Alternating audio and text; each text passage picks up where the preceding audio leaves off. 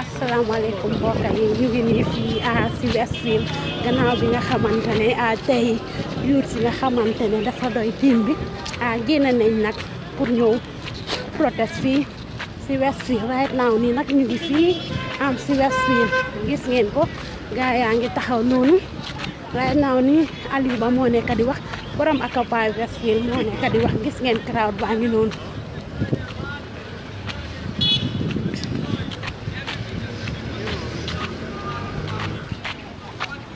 Nako right now ni gis ngeen ko Aliou Ba moo nekk di wax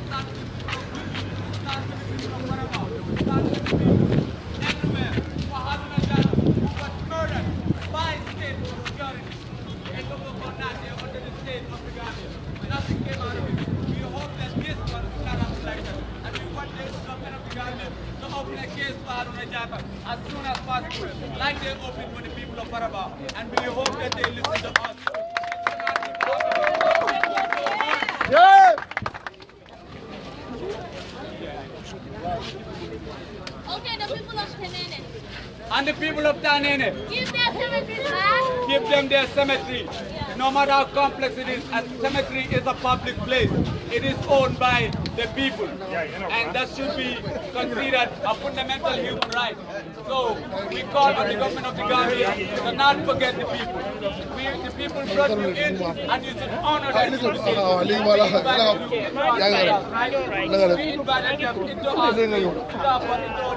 gis na ñoom dabax yëpp a ñëw si dabax naka very scared. sant yàlla tey ñu ñëw fekk la lan ay seen tànk waaw xalaat bi rek mooy ne like ok man doomi Gambia la understand ñun ñëpp xam nañ si lan lañ jógee te comme ñun ñëpp ñu ne bëgg ñoo delluwaat foofu fu jaar ñu test suñu démocratique institution si nga xam ne moom lañ am la constitution bi dafa garanti doomi réew mi su amee lu ko naxari ñu génn si jaama wane ne lii def ñu naxari kon foofu ma ne loolu dara mu ngi si ana sanga soo comme doomi Gambia la dëgg la ñu nekk a Faraba man xaw ma leen wala bokkuma ñoom waaye ñun ñëpp doomi Gambia leen soo demee Gunjur xëy na dëkkuma Gunjur waaye doomi Gambia la li xew Gunjur ëllëg mën naa xew suma dëkk li xew Faraba mën naa xew suma dëkk ana sanga te su fa xewee tamit bëgg naa Gambien si génn taxawlu ma ñoo jooy la ma wala fayit la ma suma raay foofu ma ne lii anything like nekkul yëfi antique government or whatever nguur dafa ñëw tey ëllëg mu dem waaye li nga xam ne nii mooy doomi réew yaa loolu dafa def te fekk Gambien su understand ne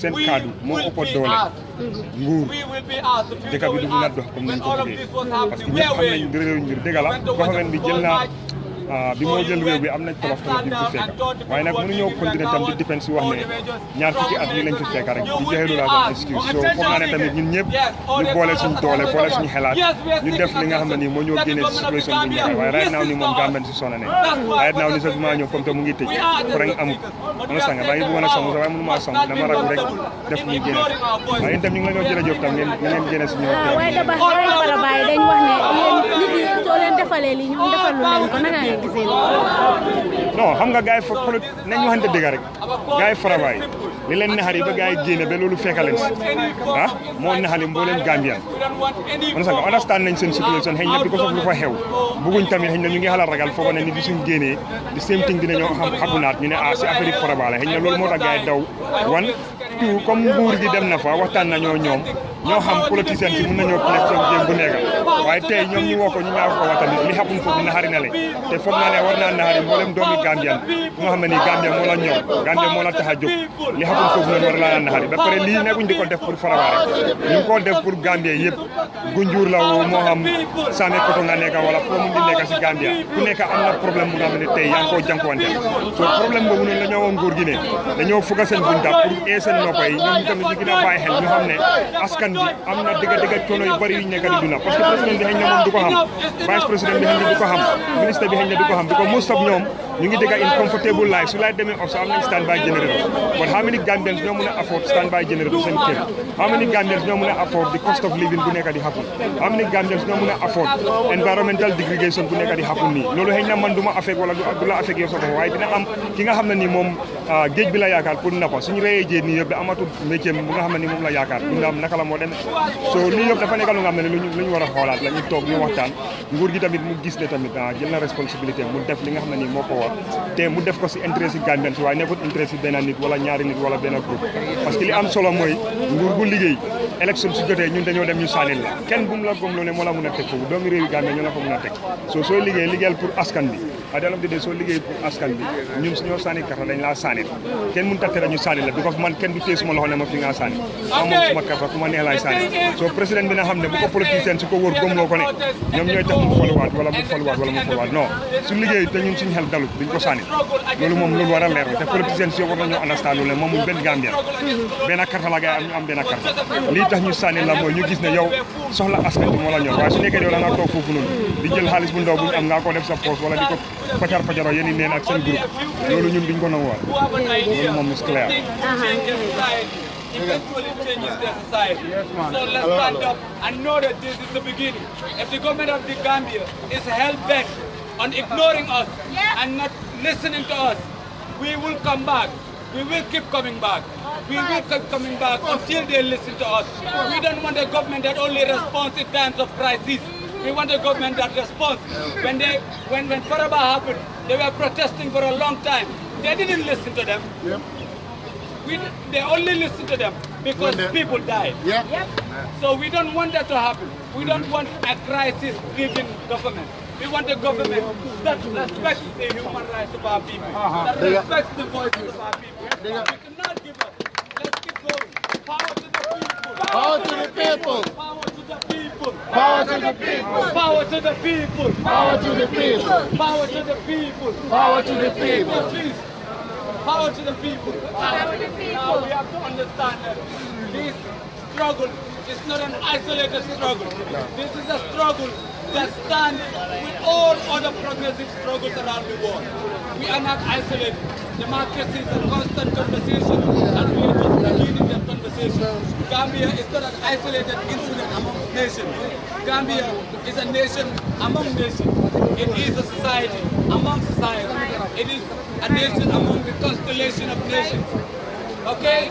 So we are not an isolated incident. All progressive people, all over the world, stand with us today. And we stand with them too. And we are saying that don't give up on the fight. Don't give up on the struggle. Don't forget the struggle. Struggle for what's yours. It is not you. It is Faraba yesterday. It is Kamila yesterday with Al-Rajad. It is Kunjur yesterday. It is Sanya yesterday. If we don't do anything, then it's going to be us tomorrow. For real. Just remember that we don't want this to keep occurring. We don't want to only come out when a crisis is happening. We are here because we want the government to respond when the time arises. That you cannot see protesting as a form of violence. It is not violence. It is grievance that we are showing to these people that they cannot keep ignoring us. So let's keep the fire alive. Let's keep the fire alive. Power to the people. Power to the people. Power to the people. Power to the people. Power to the people. Power to the people. Power to the people. Power to the I know people. you are exhausted, but let's put some spirit in it. Power to the people. Power to the people. Power to the people. Power to the people. Power to the people. Power to the people. Yeah, man. Fa doy moom. Fa du fi amati. Dem seen si yëpp a war a dog. Okay, the peer system will be in very soon, and then we can hear each other clearly. So let's keep the people alive. Let's keep going.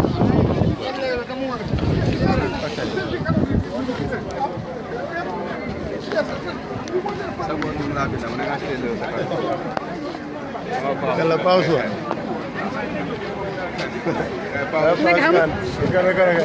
yaa ngi ok ñu ngi ok mais.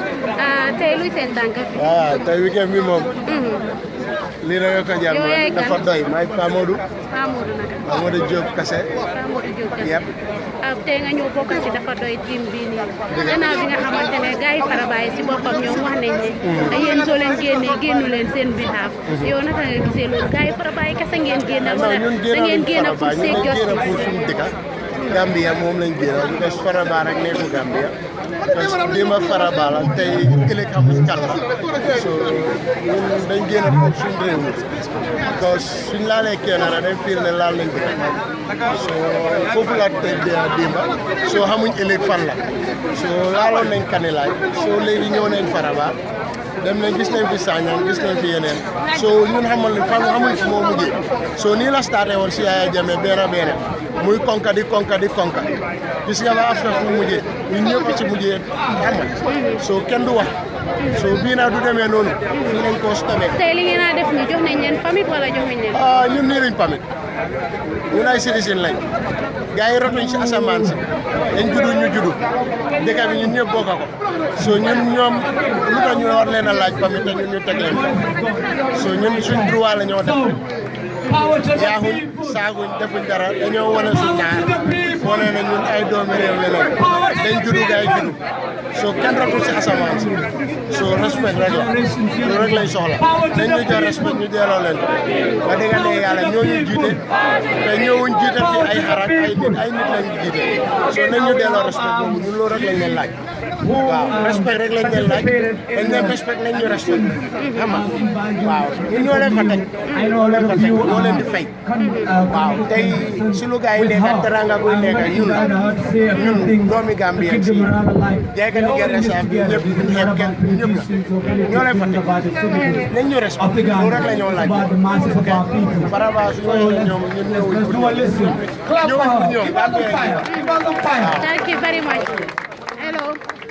Rafet na kam yaa ngi fine tey ñu fekk la fii nii si protest bi nga xamante ne gars yi dafa doy ñoo ko def ñu ne is enough ray beeg yooyu dafa ko fa ak problème yi laan yeeg yooyu noonu gannaaw bi nga xamante ne gars yi Faraba yi wax nañ ne yéen comme ñuy def lii suñ génnee ñoom génnaluñ leen yow naka nga gisee loolu.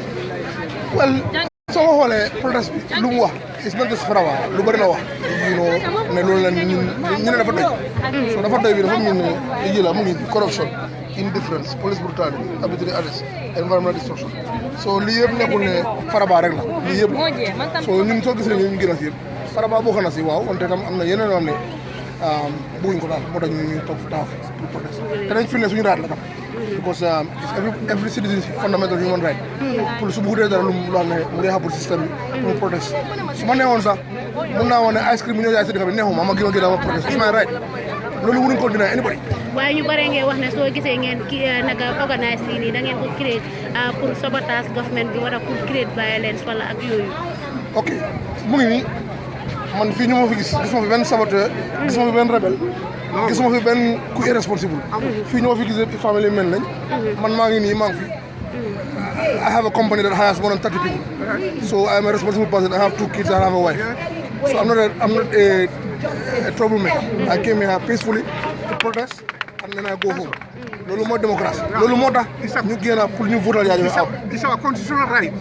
It's our constitutional right to demonstrate. If we see something in our nation and we are not satisfied, it's our constitutional right to demonstrate, to show our anger and our displeasure.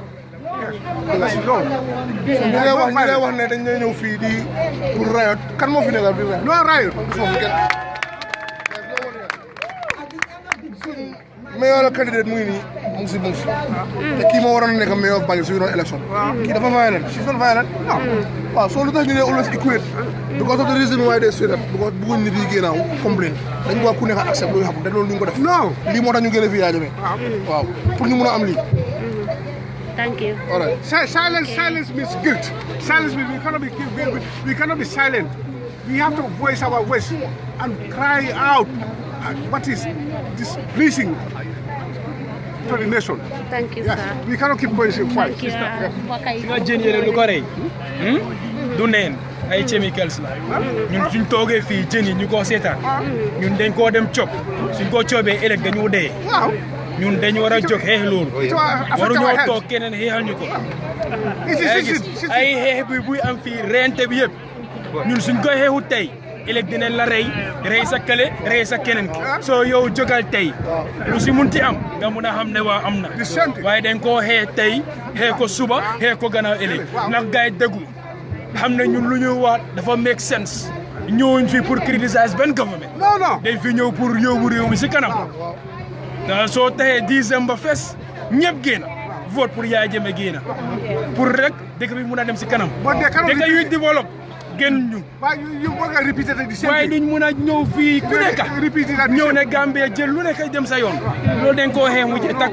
jërëjëf bro sa wax rafet na am mbokk yi gis ngeen ko rek ba léegi crowd baa ngi nii ku nekk yaa ngi wax sa opinion right now nii lii si Winsin moo nekk di wax moom mi nga xamante ne dafa taxawaloon mayoral Banjul Aliou moom mi nga xamante ne dafa taxawaloon mayoral naka nga def Your life? I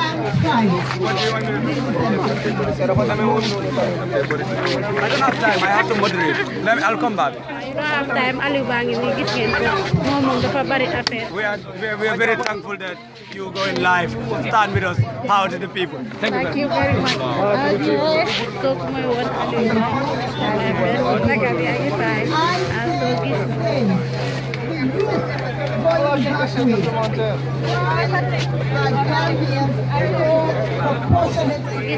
right now going backward.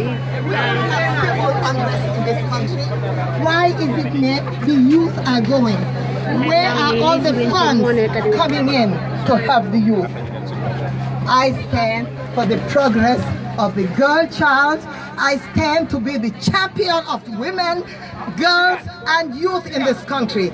And ladies and gentlemen, as we empower our girl child, we should also empower our men. Because at the end of the day, those strong girls would need strong men to be married to have good families, and for society to go forward. Ladies and gentlemen, on that note, I say thank you, and thank you for being here. I'm happy to stand in solidarity with you, and we sit here. To God be the glory. Amen. Amen. Thank you. All power to the people. Mic check. Okay. On the same note, ladies and gentlemen, I empathize with the victims of Faraba and of Tenene. Thank you very much. Thank you very much. That was Lazy Insane. Now, no, I cannot. I have to see people. I'm sorry. We just want. Can we have a minute of silence for the victims of Faraba and for Haruna Jatta? Just 1 minute. Let's just have a minute of silence, and we pray in our individual ways. If you don't believe in a God, that's okay. You can still wish them luck in their journey out there. A moment of silence, please.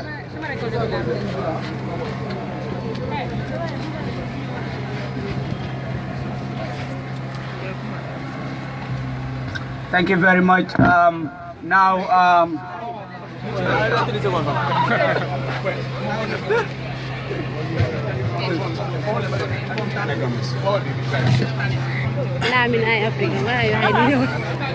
Next, now we're gonna have Elizabeth Gomez to Nene Gomez, sorry, to say a few things and share it with you people. Don't forget, keep the spirit alive, keep the hope alive. Dafa doye. Power to the people. Power to the people. Power to the people. Power to the people. Hello, everybody. I was going to come here to show solidarity. I wasn't going to say anything. But going through social media, I saw a lot of condemnation against this protest. People were condemning it. People were against it. They did not want it to happen. I saw somebody just posted like, okay, we have in excess of 377 people in the municipality, and this is the amount of people who are here. So they say we should go and find something else to do. This is not important. But hey, listen up, guys. What we are doing here today is more important than anything that anybody is doing out there. Because you know what? You know what? We voted December 16, okay? We thought we were... December 1st, 2016, we thought we were voting for a government change and a system change. But we are disappointed that we only see a government change. We haven't seen a system change. And us who are here today, we are the ones who are going to make the system change. Trust me. History is going to be made, and the change is going to start today. And we are the heroes, we are the proud ones, and we will be happy tomorrow when the change is being done. We can beat our chest and say, we did it. We were the ones standing when everybody was condemning us. We were the ones standing when everybody thought we were useless. We were the ones standing when everybody thought we did not have anything better to do. So kudos to you guys. Brave up to you guys, and thank you. Dafa doye. Dafa doye. Dafa doye. I stand in solidarity with the people of Faraba and the people of Tanene, where I have relatives. We've been trampled upon for so long. We've been regarded as useless for so long. We've been taken as people who don't stand for nothing. But you know what? We are here and saying enough is enough. We are standing for what we believe. We are standing for our rights because we are not second-class citizens. We are citizens of the Republic of the Gambia. Power to the people. Power to the people.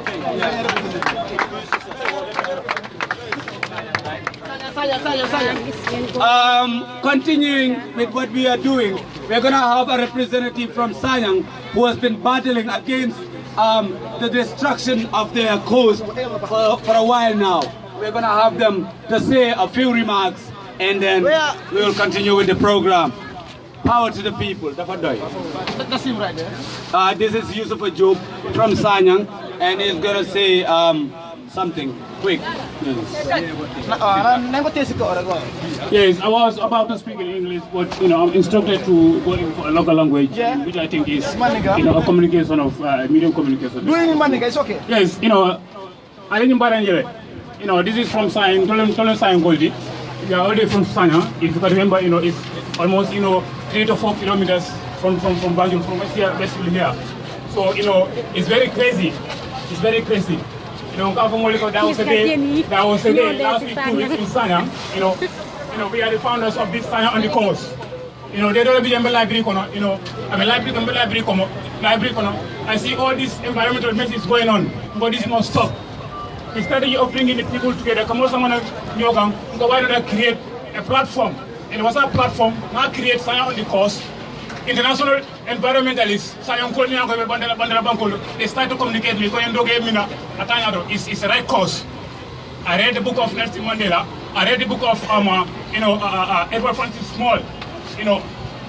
Struggle to the power is not one day. Edward Francis Small, struggle to power is not one day. You understand? So with this, there was a day in Darabadado. You see, this is a real picture. If 15 minutes they want to deny this, I thought this is not a real picture, which is a real picture. We have all our records. There was a day Sayambada was totally full of dead fishes. Dead fishes, we are saying that this fish meal factory, we don't want it in Sanyang, totally. We don't want it in Khartoum, we don't want it in Gunjut, because what? It's in the summer. $100 if this fish meal factories continue to exist for 5 years, Gunjut fish meal factory is leased for 99 years. Can you imagine? 99 years is leased for 99 years, Gunjut fish meal factory. You and I, there's no one which is rich here. Even the president is not rich, the foreign secretary is not rich. We are all feed from the fish. I understand it. Yes. So this must abolish right now. It's in the B. $100. So we are saying that it must end, it must end. It must end, it must end. It's very shocking. You see all this sand money, destruction of sand money. At times I cry. I said to myself, I cry. You see? So power to the people. Power to the people. Sanya on the cause. Sanya on the cause. Power to the people. Thank you so much. Thank you very much.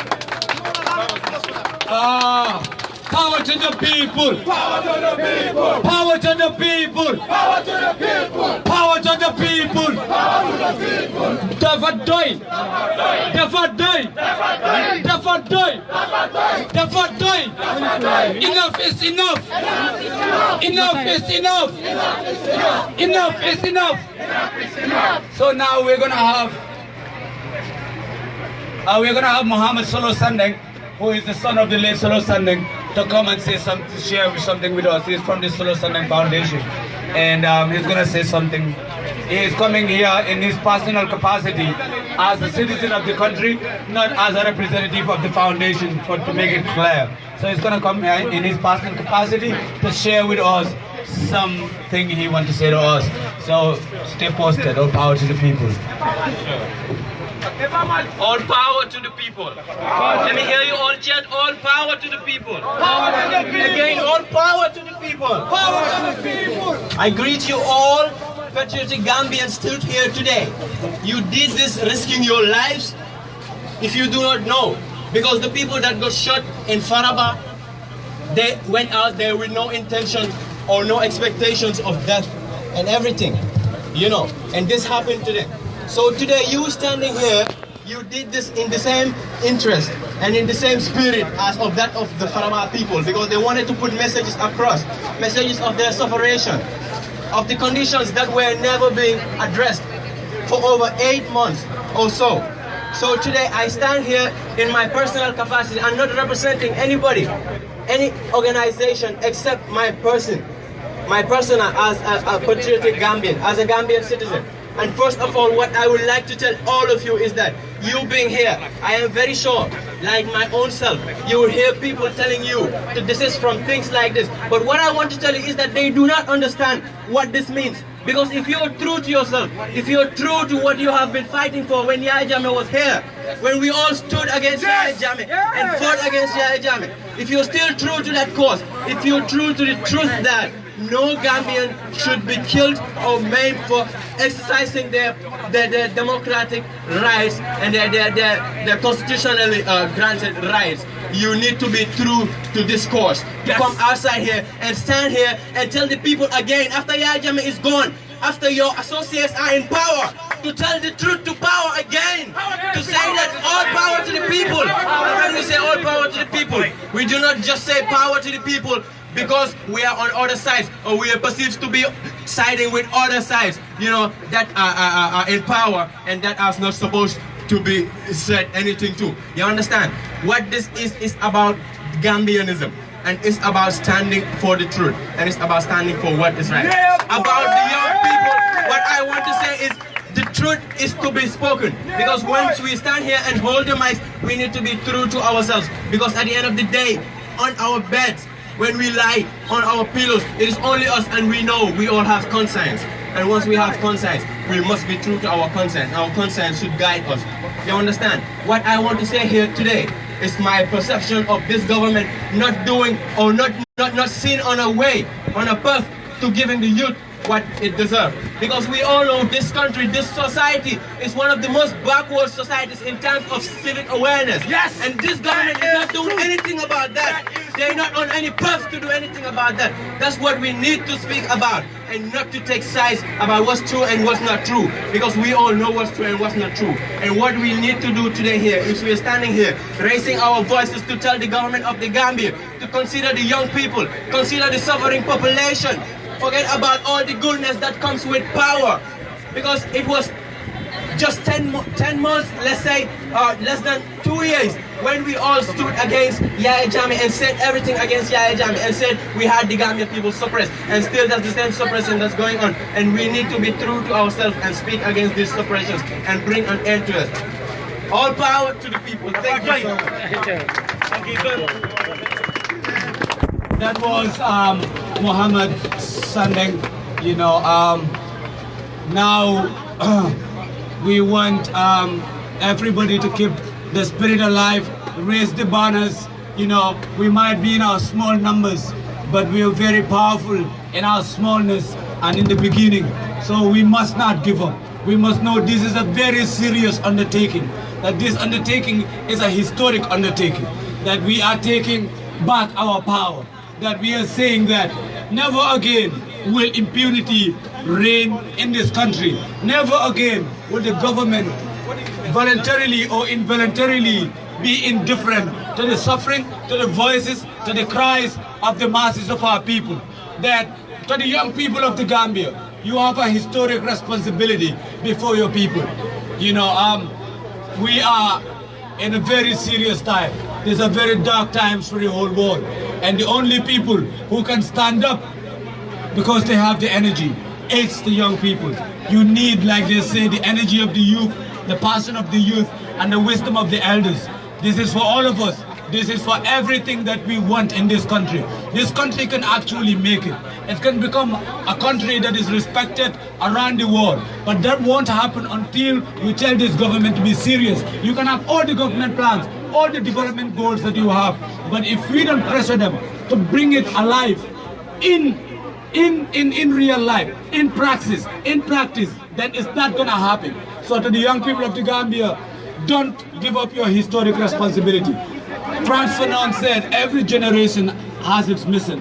They either fulfill it or they betray it in relative capacity. Now, this is your historic responsibility. We have very little time. Now we're going to go into the next thing.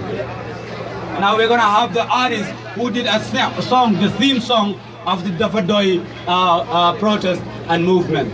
Thank you very much. All power to the people. Power to the people. Power to the people. Power to the people. Power to the people. Power to the people. Power to the people. Dafa doye. Dafa doye. Dafa doye. Akanyan tale. Akanyan tale. Oh, vibe on. Yeah, hands in the air, everybody. Hands in the air, everybody. Hands in the air. Hold on. Taxawal.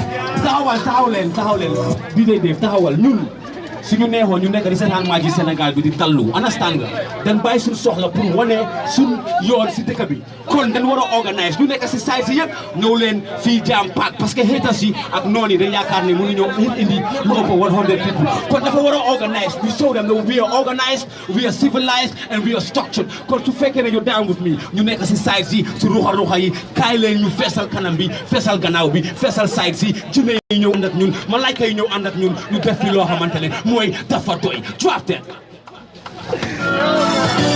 Yeah. This is a Dafa doye song. Where y'all like? Hands in the air. Yeah, let's go. On the placards here. Hands up.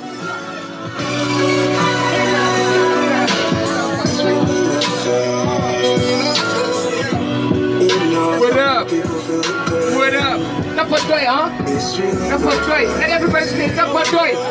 Man, Dafa doye. Hey, Dafa doye. It's Dafa doye.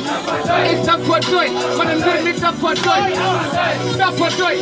Man, Dafa doye. Gambian, it's Dafa doye. Direct move boy. Len filal our own rights you jël tegee leen di dundee lu espoir no respect for us the citizens dictatorship dëkk bi jéem a wax just can't say hey Ronis we have Dafa doye yo hold on make some noise for top 50 make some noise top 50 hold on top 50 Dafa doye tey rek ñu boy feel it let's go Dafa doye. Man, Dafa doye. Say it. Dafa doye. Hey, Dafa doye. Please, you Dafa doye. Man, I Dafa doye. Hey, Dimu boy. Hey, Rekmu boy. Man, I Dafa doye. Hey, Dafa doye. Dafa doye. Okay, check it. Hold on. Man, so that you get the level. I lay in final. Our own rights to judge together. You can no respect for us, the citizens. Dictatorship. Just can't sit in this shit. Gambians, let's realize what is real democracy. Can't you see that what we live in is some democracy? Democracy cannot die. Oh, and I'm a fucking bit. The system can be over the head.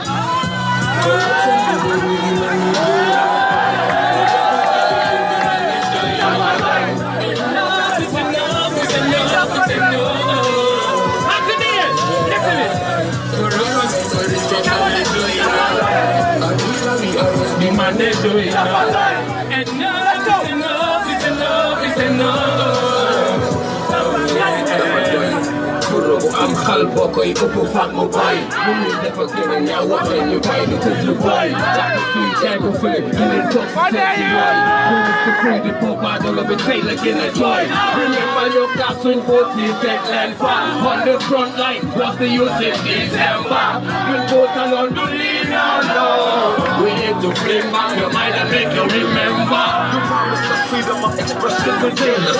Intimidated tactics like jamming, you trying to scam us. Miscommunication, you don't hear us, we don't hear us. We may be quite familiar with your promises and failures. The system that we fought against, let's go. There's a failure shut is we gonna raise it up. Informed citizens, everyone is waking up. Souls and experience, family leaders, minds waking up. But corruption is very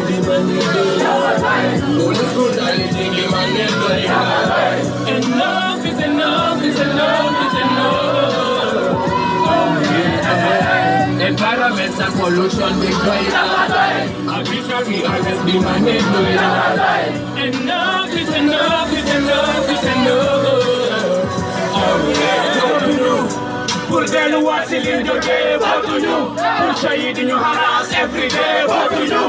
Put the 10-11, don't see what? Put Fatene, you guys talk Kamil, be don't see what? Hey, Lingan, you dig on sick campaign, you full Filulenko, Linyangi day every day, Hana Filulenko, Jipuni, GTC, that's what we need, man. Sokomuno Sangur, la down only 1 minute, man. Money leg is a for day, look over to the right.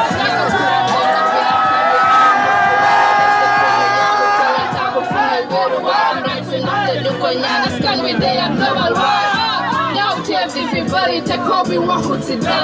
They could be orange to talk and they put it on the product in your all out insecurity when you talk and it's telling you what I did you love to take a bit of salad. Corruption is the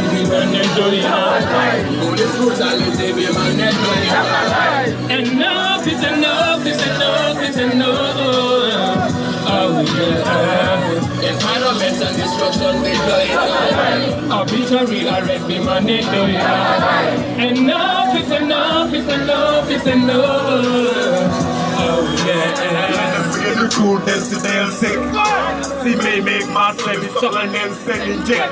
Do be there for sale, young people who taxi young essence cars oil for the gym of passing taxi. I'll get them before. Just see sense and the whole league you get taking away. Talent in you Dafa doye. You reckon make a driver to look at the boy. No, Dafa doye. Corruption is very demanding. Dafa doye. Police brutality demanding. Dafa doye. Enough is enough is enough is enough. Yeah, Lord, let's go. Environment and destruction is doye. Dafa doye. Dafa doye. Enough is enough is enough. Let's go. Yeah. Do that for again. Dafa doye. Take over that. Police brutality, visit the country. On and off like the Quran thing. For you know, Dafa du lutte. So many payés font every day. Take over land, you tell one more time, yo. Take over land. Take over land. Dafa doye. Dafa doye.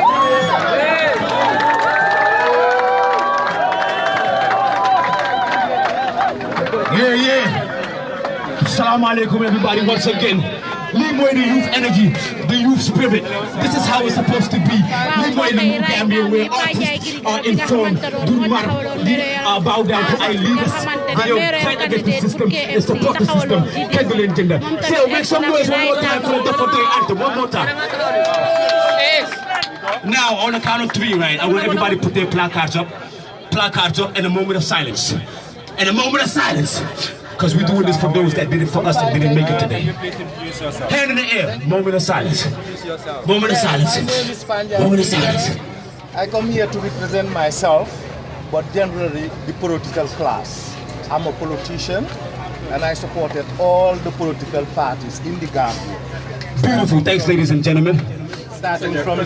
Can you start again? Yeah, my name is Panya Girigara. And I'm here on my own behalf.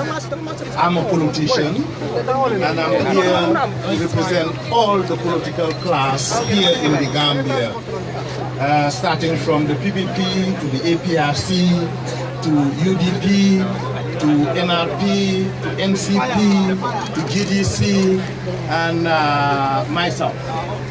The reason why I'm here is that this is what we were yearning for in the Gambia, to be able to exercise our democratic rights as enshrined in the Constitution of the Gambia.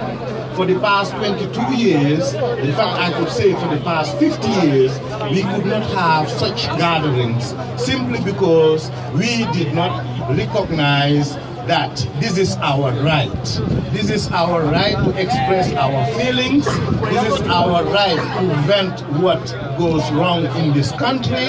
And it is the responsibility of the authorities to listen to what you are saying here because you are the voters. You are the future leaders, and your problems are also our problems. So we should listen to each other and learn from each other. Everything that you have been saying here, I think it is right. For the past 22 years, we have been looking for something like this. All the countries around the world, including our sister Republic of Senegal, has allowed us to carry such events in Dakar. I could remember 2 years ago, we had a similar event in Dakar. So it is our right after fighting the dictatorship and having our new Gambia to be able to have such gatherings in our home country. I would like to take this opportunity to present my condolences to what happened in Faraba and wish to also tell the government that there are many problems faced by our people here in the Gambia, and it is their responsibility to try and bring solutions to all the problems that we have. We are the taxpayers, we are the citizens, and it is our right to tell them what is wrong. And it is their duty to bring the solutions to our problems. So I'm here in solidarity with all of you to show that I am part of you. We are all together in this struggle, and we hope that the government will listen to you people, and from here I think consultation and collaboration will take place so that our grievances and the ones that you are addressing here will be fully addressed. Thank you very much. All power to the people. Thank you very much, Uncle. Now, from now on, I will pass the mic to Maimuna. Maimuna to introduce Lara, who is going to make this statement. We have to be gender balanced, right? We have to have our women in here. Power to the people! Power to the people! Power to the people! Thank you very much. It's really not fair.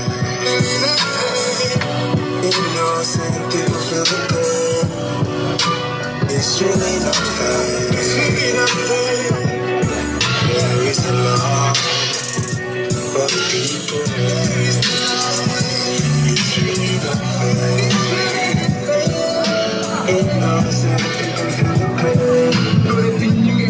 gis ngeen ko ñu ñëw nag dañ bari ñi yëpp am si lii bi lay ñëw right now nii am na som ñi nga xamante ne gis ngeen ko ñi ñu ngi taxawee si bori church bi yooyu noonu ñi yëpp si lii bi lay ñëw. Good afternoon, everybody, and thank you for coming.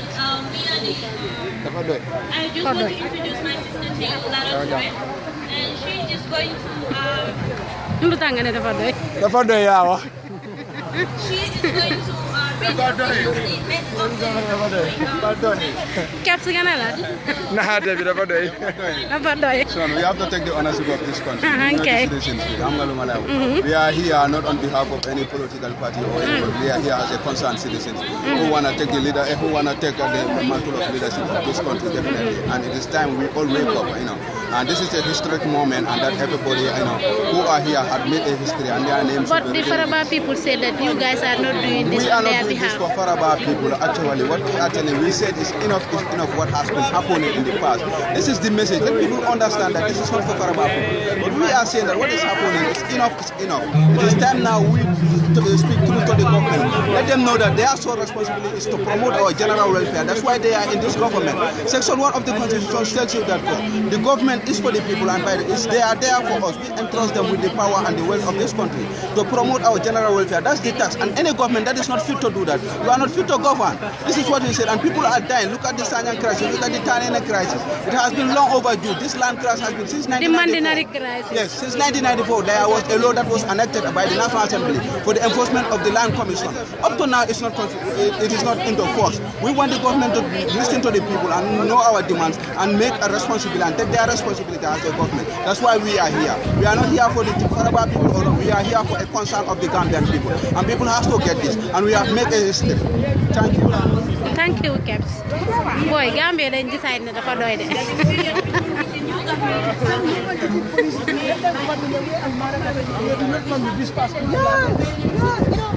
That is what you got to do. Why would we approach to citizens study? At this protest, you can respond because protest has been happening in Gambia before independence. It will continue. It will never stop. So the idea that this is not the time, and that big lie that Gambia is not safe. What is not safe? Well, they're the ones that are making it unsafe. Because of the way they approach their own approach to things. That's why it's unsafe. What is unsafe in the Gambia? Gambia is damn safe. But there is never going to be an ideal time. More advanced countries. If more advanced countries.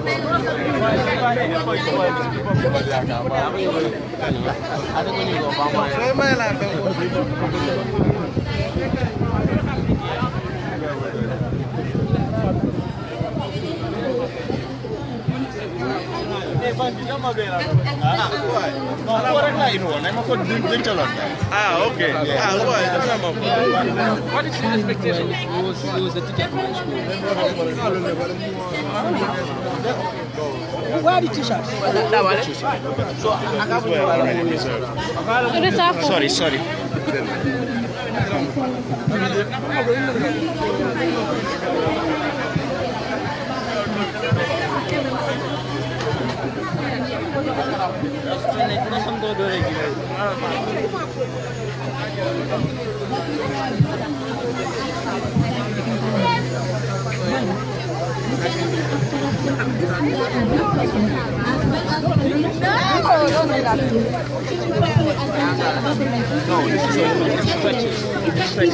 Medium is the perfect size. Don't you have small? I'm sorry, we're not getting ready for your quite size.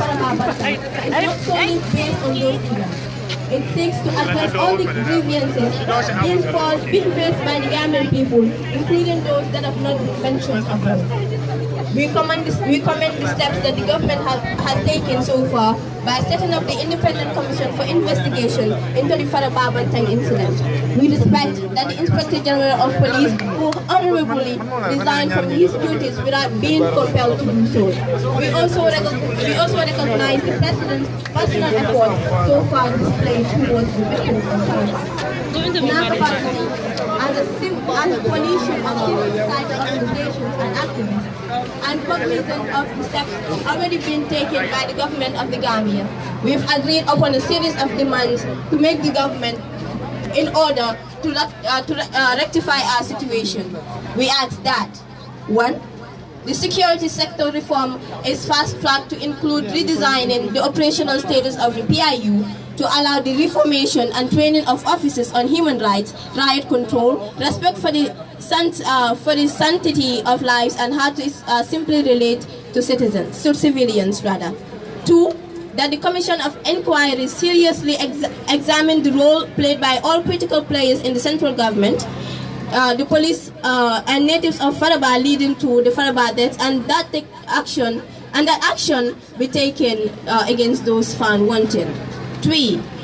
That the victims of the Faraba Banta and the families of the deceased are financially compensated, and that the injured, both civilian and police, are fully provided with all medical assistance required for full recovery. 4. That the factories still operating along the coast and other areas whose activity are environmentally hazardous are temporarily closed down for their license to be reviewed. 5. That the utmost transparency is applied in the execution of these demands. We further demand that 1. Section 5 of the Public Order Act, which hampers on the very foundation of our democracy, and which is the underlying cause of the terrible events that have occurred, is appealed in the broader constitutional reform process. 2. That the Indemnity Act, the existence of which enables the brutalization of civilians by law enforcement and the military, is repealed by the ongoing constitutional review process to deter the recurrence of events such as the one that occurred in Faraba.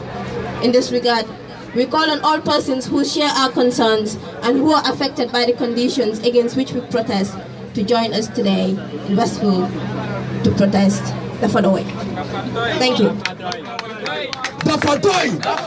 Dafa doye! Thank you, everybody. Where's Imoru? Huh? Yeah. Okay, before you go, we just want to thank the organizations, the civil society organizations that form part of the Dafa doye movement. One is the Team Gom Sabopa, headed by Killer Ace, and we have Power of Freedom, headed by Red Sam, that is Jera Baji. We have the Humanity Youth Foundation. That is Suleiman Jai, who's the secretary. We have the Pipeline Youth Organization. We have Occupy Westfield, that is Immortal. We have Bekanyang. We have Occupy Westfield, and we have which one? We have other civil society organizations. They are members. You know, they came as activists and not in the name of their civil society organizations. And then we thank everybody for coming. And then this is to show that we are not violent people. We are law-abiding people. And then we are not here to incite violence. I don't think anybody had the will we don't think anybody came here to incite violence or anything. We came here peacefully, and here we are going peacefully. So we want everybody, this is the end of the protest. We want everybody to go home. As we come peacefully, we want you to go peacefully home. And you know, we stand and see what the government is to do about our demands, and then we hope for the better. Dafa doye. Thank you, ladies and gentlemen. Thanks to everybody for coming. Hold on, before everybody disperse. Hold on. Okay, you didn't walk movement. I would like to thank everybody for coming. One guy, and we are peaceful. We are not rebels. We are not people who want to damage people's properties. We are not thieves. We are young, good, responsible citizens of this country, and that's something that we have to prove. And I'm glad that we proved this. Thanks to the authorities for complying. You know, as much as we are against the system, we must at least give credit when they make efforts to change the system that we are fighting against. That's why we protest. We don't protest just so that we can say, put a middle finger to the government. We protest so that we can dialogue and bring change with them. And after this, we're going to have a concert. We're going to have a symposium. Invite them, invite the president, invite the vice president, invite the security, and we all going to talk as one Gambian, one people. So thanks, everybody. Let's have a group picture. Everybody with the t-shirt. You can have a group picture, and after this, everybody can go home peacefully. You know, I'm going to the beach. Who want to join me, you can join me. And that is what it is. Thanks to everybody. Shout outs to Alupa. Shout outs to the whole team. Shout outs to all of those that supported. I have to thank those that supported. Those that supported. No, you have to clap for them. Clap for those that supported. Because you see the billboards, you see the t-shirts, you see everything that managed to make this happen. No funding, no sponsors, only good Gambian brothers and sisters. You like see Dekabi, because you buy your hammer to the Sohorun. We're going to We're not going to say no names, and it is what it is. One love to the people. Let's take a group picture and we leave peacefully. Power to the people. Dafa doye. Dafa.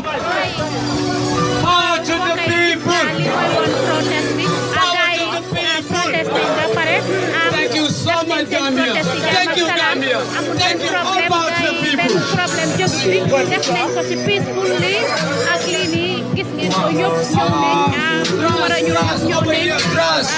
Anybody want trust, please bring it over the car. Wait, can you turn it down? Please, anybody who have a water bottle or anything you want to discard, can you bring it over the car? Let's be responsible. We cannot talk about environmental destruction and we don't have we are not enacting that. So, all power to the people. Give us our voice.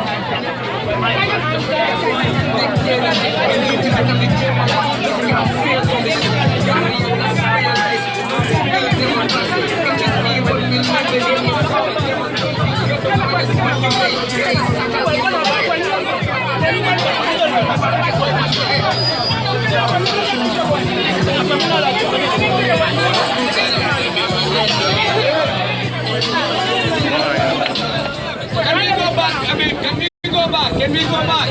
Can we go back a bit? Create space. Create space. In the back. In the back. Sit now. Come on. Huh? Koma. Let the money back. Let's push to this again now. Put them on a perfect picture. Can we do that, please? Push slave.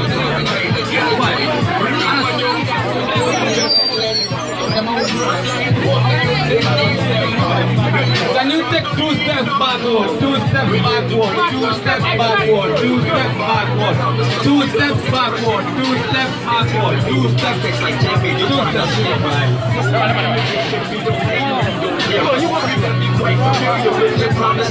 Who are you?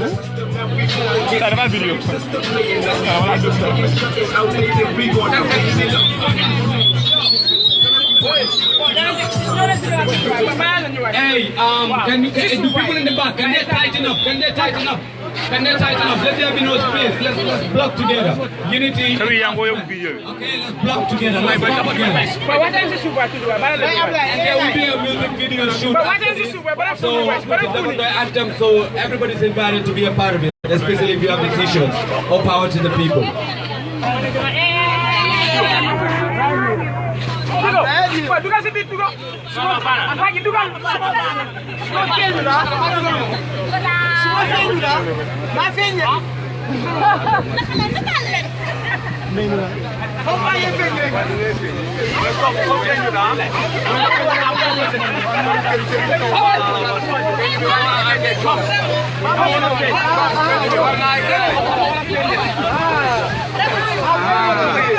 Power to the people! Power to the people!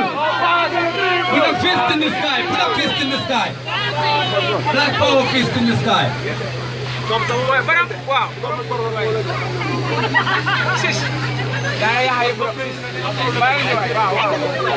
forget about the video shoot. If anybody wants to stay back, please, let's do the Dafa doye video shoot. One more time, let's chant. All power to the people. Give us our voice. Thank you, Gambian. Come down now.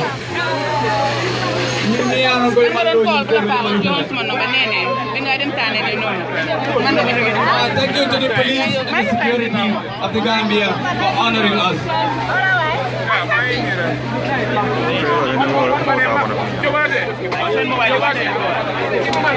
Time is up. Can we disperse peacefully? We have an agreement with the government of the Gambia.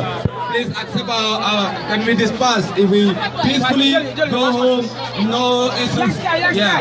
If you have the t-shirt, please maintain the peace because you are representing Dafa doye right now. So let's keep the peace.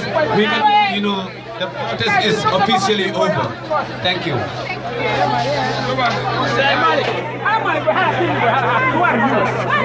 Right now ni mbokk yi gis ngeen ko moo xewoon fii fi nga xamante ne mooy Westfield ñu nekkoon fii nii gis nga ay protest nañ ci jàmm ak salaam dara xew so jërëjëf li moo fi xewoon fii nii ancien Westfield si team Dafa doye bi